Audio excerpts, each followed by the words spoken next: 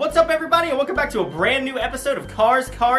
And let me tell you, I love cars. They're great! And I'm not talking about the 2006 Pixar animated film. They're great sources of transportation. They're the #1 cause of death between adolescents and children under the age of 18, and they make for great video games. Fasten those seatbelts because we're about to take a hard left turn into racing games. That's right, I know all you middle-aged dads out there are jumping out of your seats with excitement right now. Racing games are a fascinating genre due to the sheer simplicity of your standard title. The easy to pick up gameplay of racing games is so universal that as soon as you see yourself behind the driver's seat, you know what kind of game this is. I thought this was a fighting game. But racing is such a popular aspect of gaming that with the advancement of modern technology, it's made its way into other titles as well, even if it's not your standard racing game. Racing against enemies, split-second races against the clock, things that don't make any f***ing sense but are still fun regardless. Hell, you don't even need vehicles to race. Hell, it doesn't even need to be a game. Speedrunners use races to best each other in games that don't have any standard racing elements. But what about the core racing experience? Games where you just get in the car and go. Racing has dated back to long before modern day vehicles, so it's only natural that video games would follow suit. So in the early to mid 70s, we saw all kinds of this.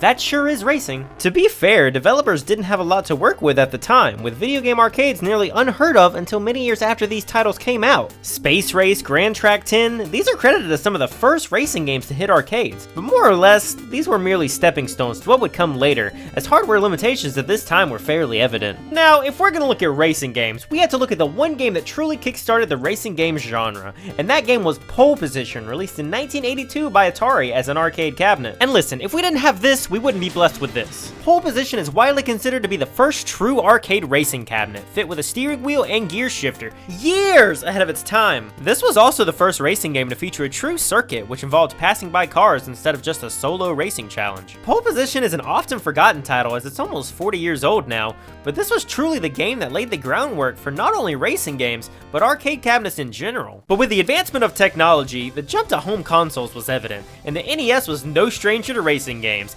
Excitebike, Mach Rider, Bill Elliott's NASCAR Challenge, Rad Racer! The NES had plenty of racing games to choose from, but these are the main three that I think of, and that's primarily due to hardware limitations again. Graphics just weren't to the point yet to warrant buying home racing games, especially when you could simply go to an arcade and play behind an actual steering wheel. But racing games would soon skyrocket in the next generation and on into the 90s, and it was led by some of the most influential racing games of all time. And this is the oldest copy of Need for Speed I have. I also don't own Ridge Racer. Super Mario Kart, released in 1992, took the semi-established racing game genre and put the unique kart racer feel to it, with power-ups, different characters, and I don't need to explain this, it's Mario Kart, Jesus, it's more popular than water. But this started a brand new genre for karting games, and that's a topic for another video. So let's look no further than Need for Speed to see where modern racing games truly kicked off, becoming not just one of the best-selling racing games, but video game series of all time.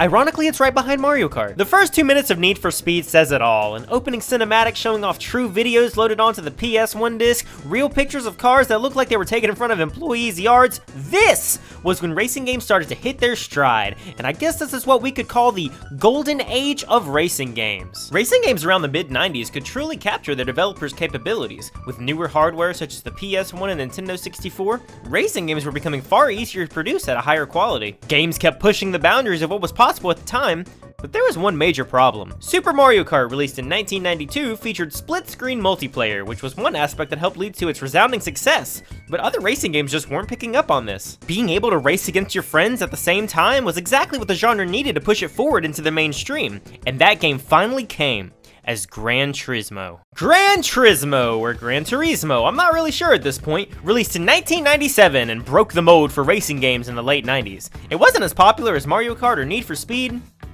but it is the highest rated racing game of all time, so it's got that going for it. Gran Turismo took every aspect of racing games at the time and absolutely nailed it. The graphics were far superior to the competition, but that wasn't even the icing on the cake, as the acclamation came from the sheer amount of things you could do. 11 different tracks, each able to be played in reverse, a license system that gave you specific challenges outside of the normal race, and an actual multiplayer screen. Oh hell yeah! Now other games around this time had a good number of cars to choose from. Need for Speed had 8 different models in total, overwhelming I know.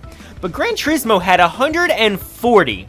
Now I'm no mathematician, but that's a bit more than 8. Gran Turismo went on to sell 10 million units, and it was about this time that car companies started to pick up on that. Now this is before the internet took off, so any way that car companies could get their product's name out there, they were gonna do it. Like, I love this Toyota because I can go around this turn at 120 miles per hour. I'm sure I'll love it in real life. But around this time, you also had the introduction of the home racing peripheral. The steering wheel started gaining popularity during the PS1 era. You could buy your own steering wheel that hooks up to your home PlayStation. Now, this is the PS4 model, and I also stole this from my brother, so thanks. Now, with all these racing games blowing up, we move on to the PS2. And with the hardware being much better than with the PS1, developers were actually able to do what they want, meaning possibilities were endless. You know those used game lots where you can pay $50 online and get one copy of Halo and 30 other games? Yeah, racing games make up those other 30 games. The PS2 and Xbox kept knocking out racing games, each one bringing new innovations to the genre. Need for Speed was known for its police pursuits where you'd have to evade arrest in the middle of the race. Test Drive Unlimited. This was a lesser known title where you could race around the entire Hawaiian island of Oahu.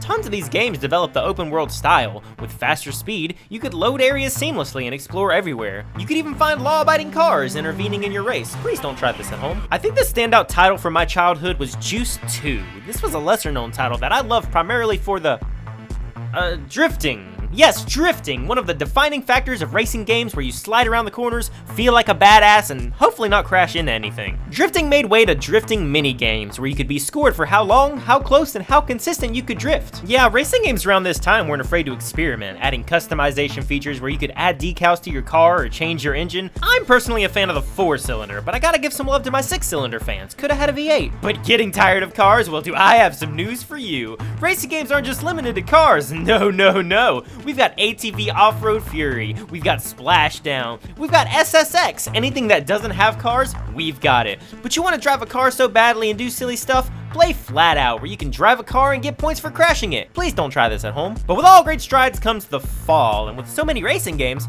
a burnout was inevitable.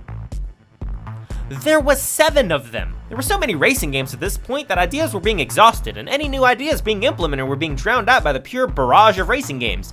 And this led to the death of racing games. I think racing games truly started to die whenever... Oh my god, what the f was that? Oh my god, please no. Oh my god, I hit a cat! The death of racing games came during the PS3 and Xbox 360 era, which included the internet. And while not directly correlated, I think this was the primary reason racing games were fading in popularity. I mean, be honest, would you rather play this with 4 players or this with 16 players? While other games were able to expand with the enhanced power of consoles, racing games had hit its peak. There wasn't many new ideas to implement or innovations to bring to the series rather than slightly enhance the graphics and backgrounds. So here's a question.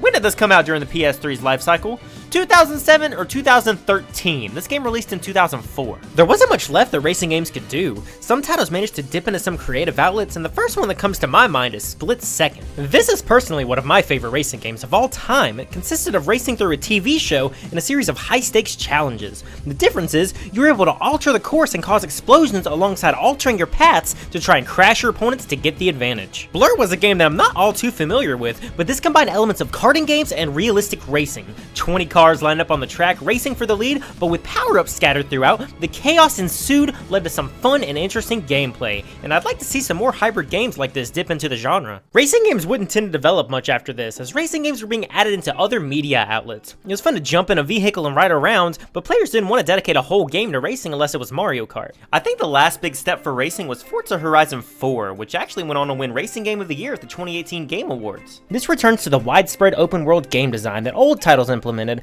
However, the game was completely online. Real-time drivers could be seen racing across other parts of the map, with the ability to challenge them in real time. I only got to play a little of this, and let me tell you, if you haven't played this game, try it out on Game Pass, you won't be disappointed. Racing games are a simple medium, but make for fun and easy to pick up and play titles with your friends. Games don't have to be complicated to be fun, and I think that's what makes racing games so special. Cars are only able to perform on 2 axes, forward, back, left, and right, but they have such a rich history of games that I feel that they're often overlooked as our attention has been drawn to far more attentive titles. Since streaming has become a large part of the video game industry as of late, I see why people don't want to watch racing games, as they're not as visually appealing as other titles. I think with VR on the rise, we might see a small resurgence in video games here in the next few years, but even if racing games just have the occasional Gran Turismo or Need for Speed every so often, I still think they're neat. So that's a brief history on racing games, and with so many titles to choose from, it's nearly impossible for me to touch upon them all. Plus, with karting games being its own separate genre, I think that's gonna be a topic for another video. But I feel like I'm forgetting something important.